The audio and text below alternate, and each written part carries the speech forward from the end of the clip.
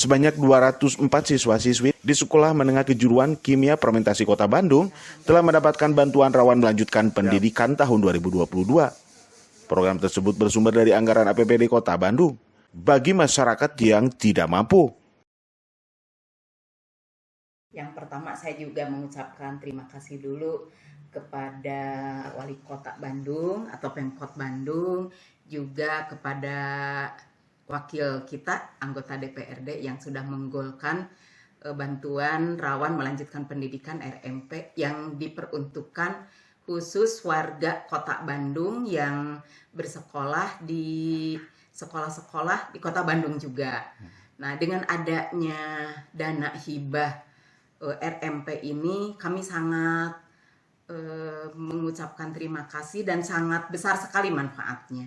Sekolah kami, SMK Kimia Fermentasi, adalah sekolah gratis DSP dan SPP. Sehingga dengan adanya hibah RMP ini, sekaligus langsung dapat dirasakan oleh sekolah, sehingga apa yang sudah kita berikan kepada masyarakat, pemerintah pun memberikan bantuan kepada sekolah ini yang sesuai dengan bantuan itu gitu ya.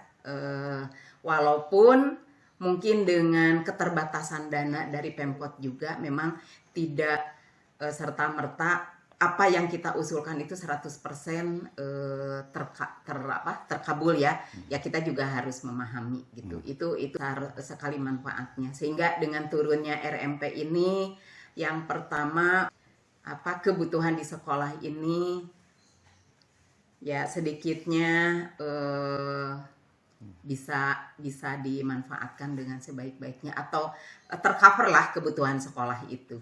Widi Hadian mengabarkan, Hades TV, Kota Bandung, Jawa Barat.